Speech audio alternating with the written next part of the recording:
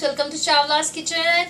Today I'm gonna make a very simple frozen vegetable. It's called bhindi, frozen okra. So on request of many of our friends, I'm gonna introduce some frozen vegetables to my kitchen and gonna show you how I make it, and it will not be mashy. It will not be like kada. So it will be really khadi, really standing okra I'll be making today. So let's see what ingredients I need for it. So here is the frozen okra I have from Walmart. You can get it from anywhere. So I'm using 1 lb of it. So what I have done is, after taking it out from the packet, I have just washed it in cold water. Make it a point to keep it in the sun. If you have over there, just keep it in the sun for 1 or 2 hours. If you don't have sun over there, just keep it on the countertop for like 1 or 2 hours, then make it. So here I have bhindis.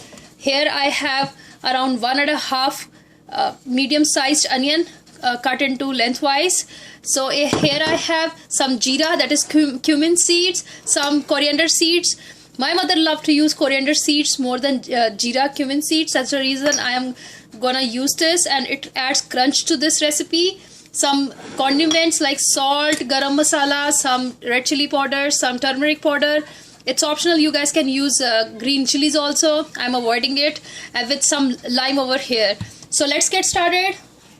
So here I have already oil heated up. So I have used around 2 to 3 tablespoons of oil over here. Here goes my okra. And what is the trick to don't get it mashy? What we have to do? Look at my heat.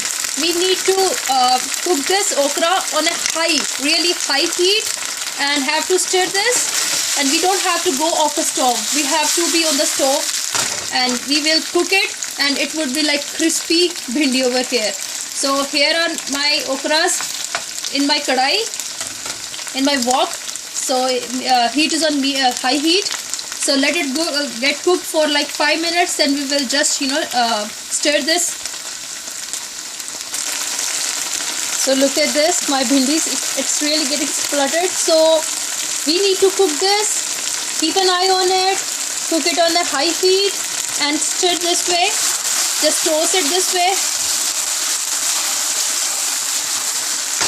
So then, why I have kept it in a high heat? So that all the moisture get evaporated and our bhindis are cooked well.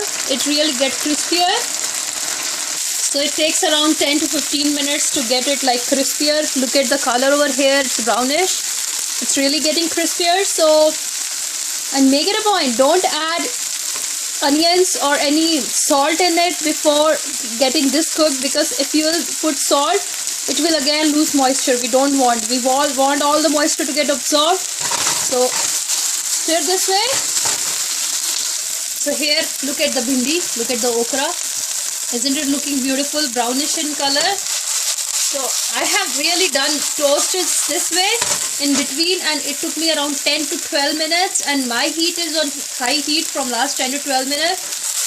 So really toast it well, and look, all the moisture has been absorbed now. So at this point of time, just add your onions. Why we add a lot of onion in it? Reason, bhindi always look good with onion. So just toast this again with it. So I have just toasted it well, and I'll just cover this with a lid, and I'll put jeera and coriander in between once this gets cooked with the onion. So we'll check back onion after like 3 minutes. Here my bhindi is blended well with the onions. Onions are done. So what I'll do is, I'll just add some oil over here and put my jeera and coriander seeds over here only. Look at this. Just cook it in this on the side.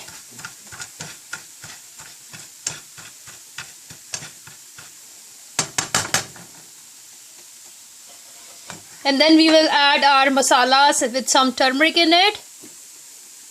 Look, this has started spluttering here. So my jeera is done. Jeera and coriander seeds are done. Here goes some red chili powder. It's your wish, your taste.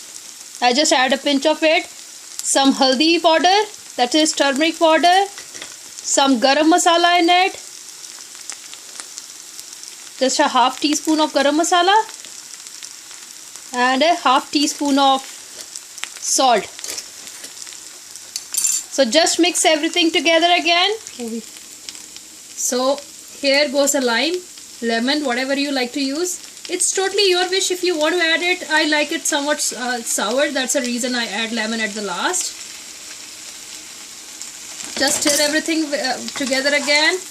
And mind it, if you are using the fresh one, fresh okras, so you can add you can just start with adding oil, cumin seeds, coriander seeds, and then onions, and then add your cut okra into it. If you are using the frozen one, this is the way to do. So look at this, it's really not mashy. Look at the texture here, it's not mashy. You can see 1 or 2 bites and it's done. So here I am gonna turn off the heat and try out this frozen vegetable the way I told you. It's really simple, very easy, and it saves your time too. So thank you so much for watching, and don't forget to hit the like button and subscribe on our channel to know more videos. Thank you. Bye bye.